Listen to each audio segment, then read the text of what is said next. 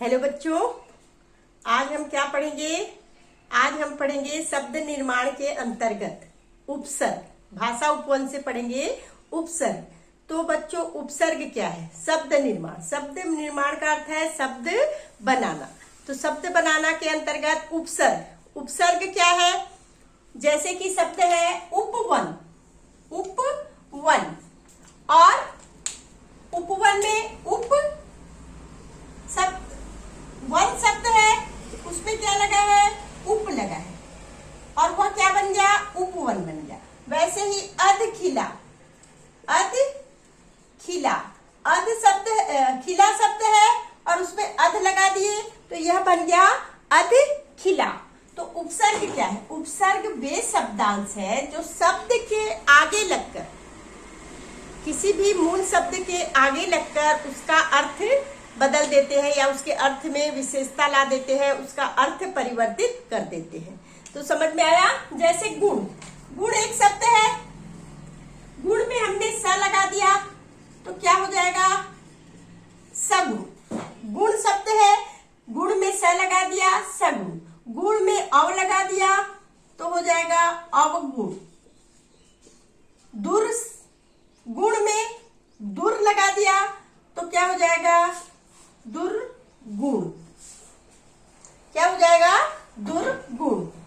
वैसे ही कर्म। कर्म एक शब्द है तो उसमें दुस लगा दिए, दुष्कर्म, और सु लगा दिए तो सुकर्म।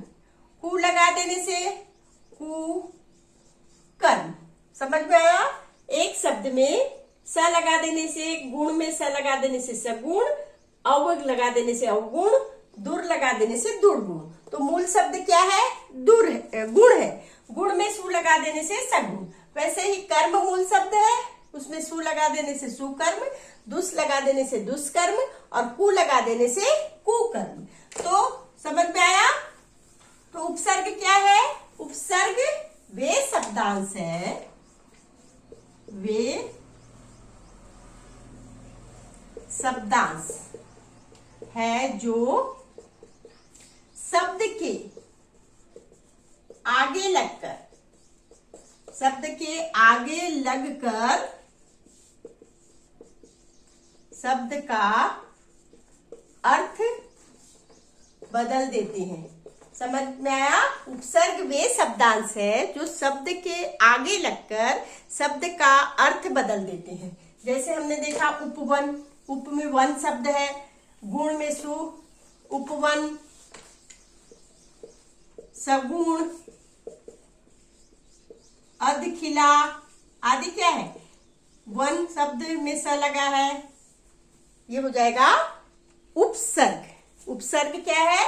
उपसर्ग वे शब्दांश है जो शब्द के आगे लगकर शब्द का अर्थ बदल देते हैं और इसे स्वतंत्र रूप से प्रयोग नहीं किया जा सकता। तो उपसर्ग की क्या विशेषता हुई? उपसर्ग किसे कहेंगे? उपसर्ग वे शब्दांश है जो शब्द के आगे लगकर शब्द का अर्थ बदल देते हैं।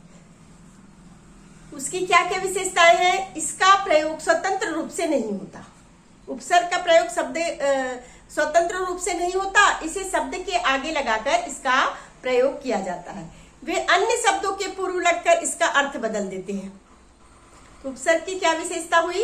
ये इसका प्रयोग स्वतंत्र रूप से नहीं होता, वे अन्य शब्दों के आगे या पूर्व लगकर उसका अर्थ बदल देते हैं। समझ में आया? इसके 3 प्रकार हैं। उपसर्ग के 4 प्रकार हैं। संस्कृत के उपसर्ग या संस्कृत के अवयव को हम अलग भी कह सकते हैं। उपसर्ग के 4 प्रकार से हमने देखा। पहला संस्कृत के उपसर्ग। संस्कृत के उपसर्ग, हिंदी के उपसर्ग, उर्दू के उपसर्ग, उर्दू के उपसर्ग, और नंबर 4 है संस्कृत के अवयव। संस्कृत के अवयव। समझ में आया? संस्कृत के अवयव। वर्तमान में हमारी बोलचाल की भाषा में अंग्रेजी शब्दों का इतना अधिक प्रयोग हो रहा है वर्तमान में हमारी भाषा में अंग्रेजी शब्द इतने घुल मिल गए हैं कि अंग्रेजी उपसर्गों का भी प्रयोग होने लगा है।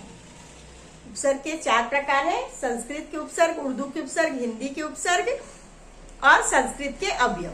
लेकिन वर्तमान में हमारी बोलचाल की भाषा में अंग्रेजी शब्द इतने अधिक घुल मिल गए हैं कि अंग्रेजी उपसर्गों का भी प्रयोग होने लगा है। तो सबसे पहले हम पढ़ेंगे संस्कृत के उपसर्ग।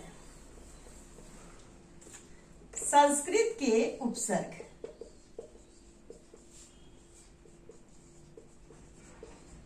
उपसर्ग क्या है? उपसर्ग वे शब्दांश है जो शब्द के आगे लगते हैं। जैसे अ है उपसर्ग, इसका अर्थ होता है अभाव। तो इससे हम शब्द बनाएंगे अकाल, अधर्म, अकाल, अधर्म। वैसे ही आ क्या है? आजीवन, आमरण, आजीवन, आमरण। समझ में आया? वैसे ही संस्कृत के उपसर्ग है अनु। अनु है का अर्थ होता है पीछे, अनुकरण, अनुरूप, अनुकरण, अनुरूप।